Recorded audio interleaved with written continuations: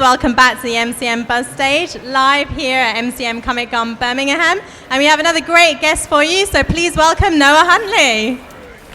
Hello. Hi. Oh, God, it's loud. Hi. Okay, put that further away. So, how are you? Shouting. I'm fine. I'm slightly overwhelmed and amazed. I think this is such a wonderful experience. Is this your first Comic Con? Totally, I'm a Comic Con virgin. Yeah. Comic Con virgin. Yeah. So, loving it. So, what have you seen so far? What's amazed you so far? What I saw, I did a computer game called Space Marines about 4 years ago with Mark Strong and Danny Webb. We were the voices, and they did some motion capture at the same time. And I saw one of the Imperial Guard, which I was playing, and someone had probably knew more about the character than I did, and I played the character in the computer game. So that was kind of amazing. That's fantastic. I mean, it's always great to see like lots of different fans here. And have you met fans from different shows so far? So obviously different projects that you've done. Yeah, it's the first time, so I'm just sort of learning what it's all about and so on. But I've been acting since I was 11. So as an adult actor over the last 20 years, I've kind of done lots of TV and film and computer games and narration and National Geographics and all of these different disciplines, and never sort of imagined that there was one thing that stuck out particularly. So it's nice to meet people that know you from those different disciplines. And obviously, as you mentioned, you have done lots of different shows and films. At the moment, I have to say, I've been watching The Royals and I'm kind of addicted. So you play a Captain, Alice Lacey, yeah. And you're acting in that show with Elizabeth. Yes. So how is it acting with Elizabeth Hurley? I think she's great. I think it's a perfect role for her. Absolutely. There's a sense of the theatrical almost. It's a little bit over the top as a show. It's quite tongue-in-cheek, and all of those qualities that she naturally has brought to everything she's done are kind of coming out in the show. So I'm really enjoying it. Yeah, it's great to be part of. What's happened to the Captain? Can you say? Captain Lacey. Well, there's an uncanny resemblance between him, my character, and strangely enough, the character that I was the older version of in Narnia, the Peter character. Yeah. So William Moseley, who plays the prince in the show, was also the younger me, or rather I was the older him in Narnia.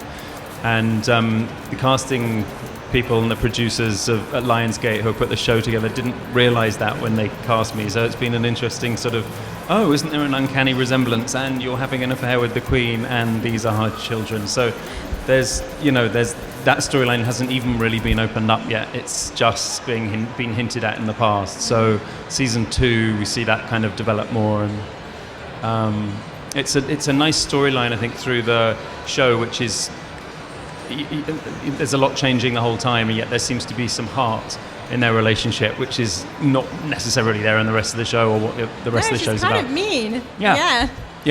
I think he's quite a grounding influence because of this history that they have together. Yeah. Have you met any royals in real life? Well, I was dating for a while Sophie Winkleman, who's now Sophie Windsor. So she's Lord Freddie's wife. I think he's 30th in line to the throne. That's about as close as I've got. Oh, wow. That's a fair claim to royalty, yeah. And whereabouts are you in filming of that show now? So, we finished season 2, and they've just commissioned season 3, and they haven't started filming on that yet. So we're still to see scripts and see how it all unfolds. We're as in the dark as anyone else. Is there anything that you hope will happen in season 3?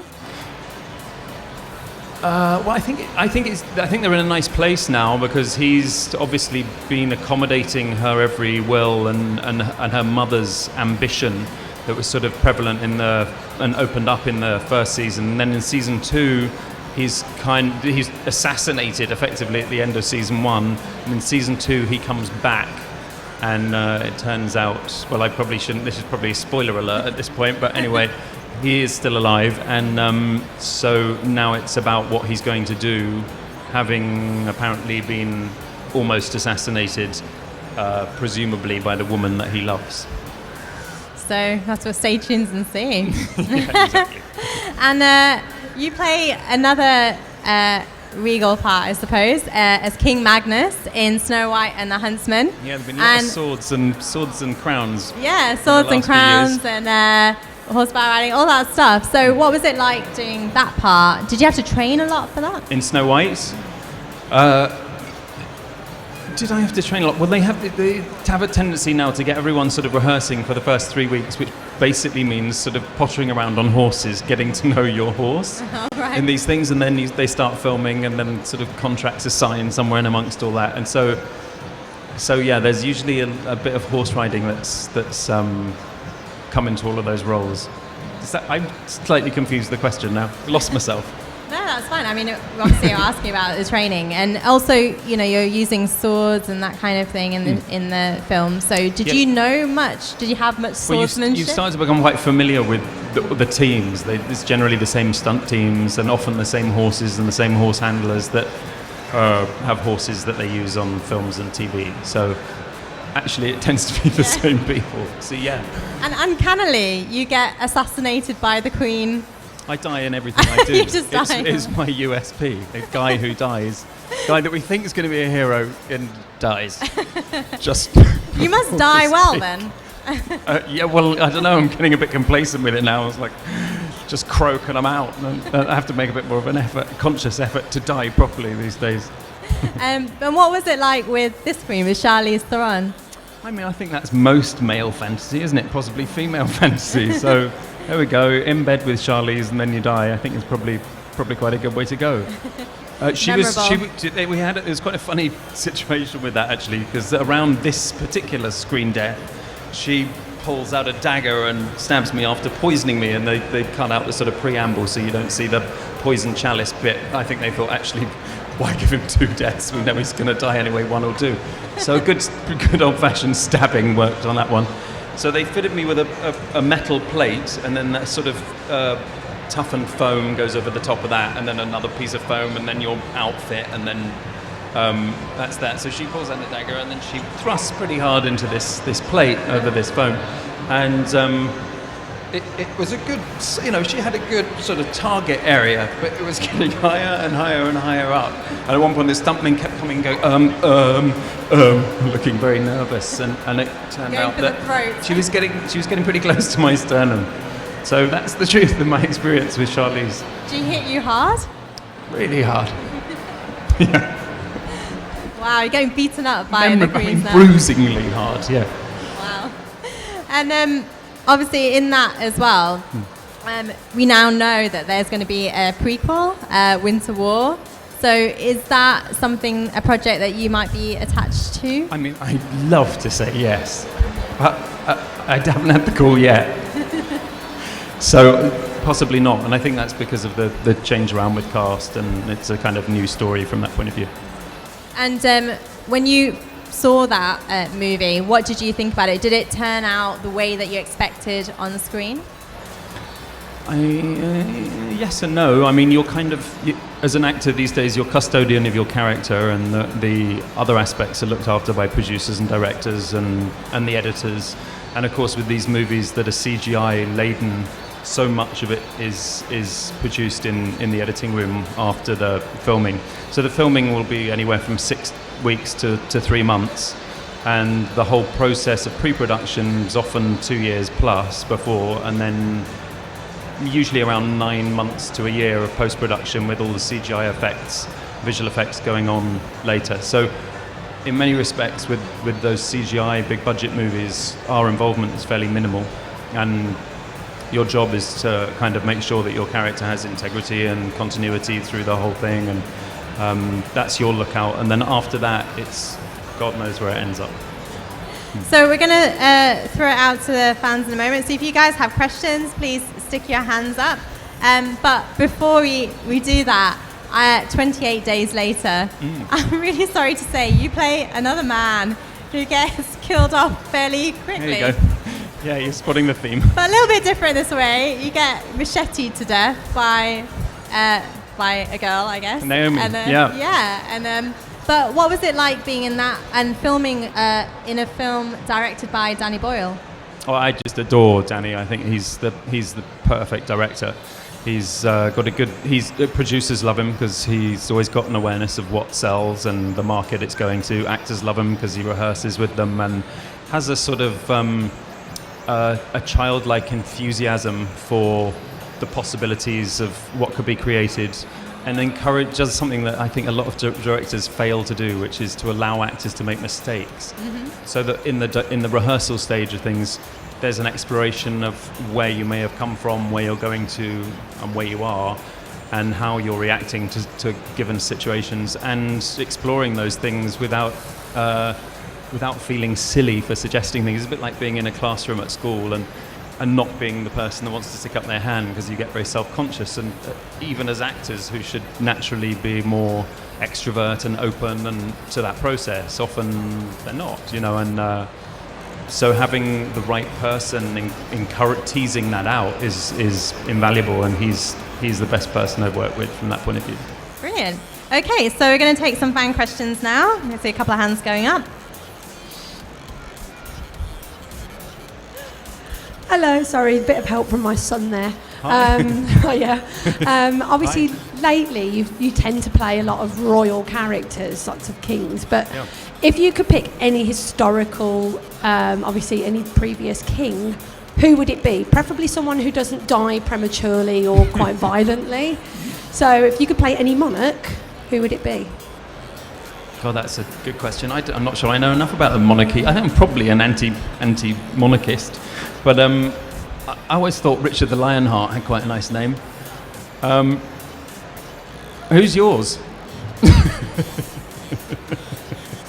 Oh, don't ask me. I think probably Henry VII, because no one really knows much about him. They tend to go straight to Henry VIII. Yeah. So it would be nice to see what Henry VII would be like. I didn't think this was going to be turned back on me. Yeah, no, I know. It's not so good, is it? I think probably Ethelred or one of those ones. The lesser known kings. Hi. Hi. How did you become an actor? Well, but by mistake is the quick answer. I went to theatre school when I was 11, mainly because no other school would have me. And I was pretty sure I didn't like it after about a year. So I went to a normal school and carried on doing sort of academic English and maths and sciences and all the normal things people do.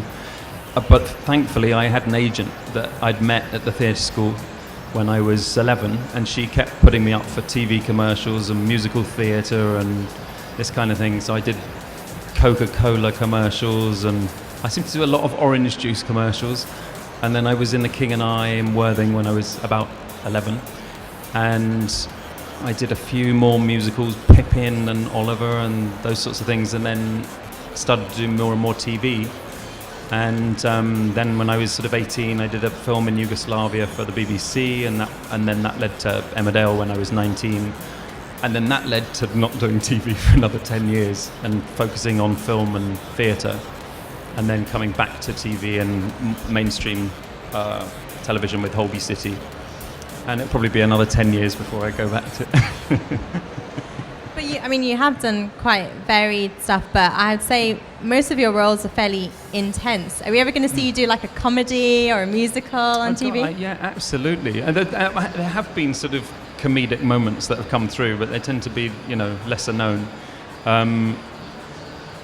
Yeah, I agree. They're always quite dramatic, and they do seem to involve these deaths the whole time. I'd quite like to do just a rom-com. That would be great. I think you'd be great in that. And I wanted to ask you as well about Dracula Untold, which is it's another sort of retelling, really, of a famous story like Snow White. Mm-hmm. And but that was filmed in Ireland.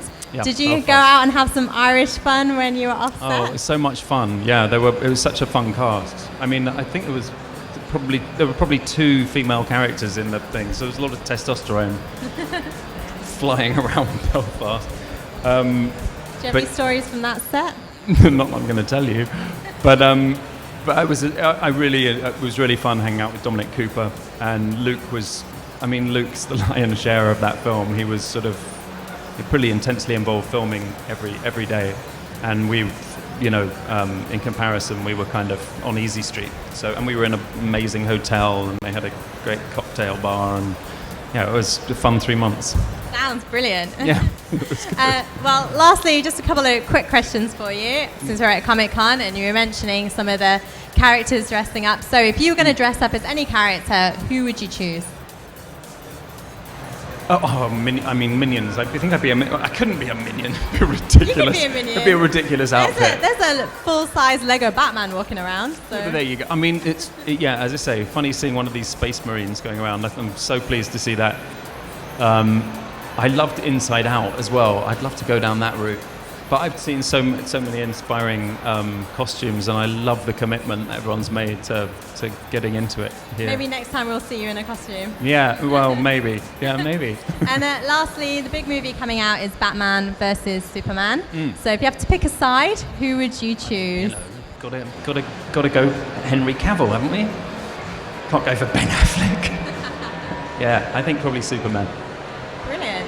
Well, thank you so much for being here and chatting to us.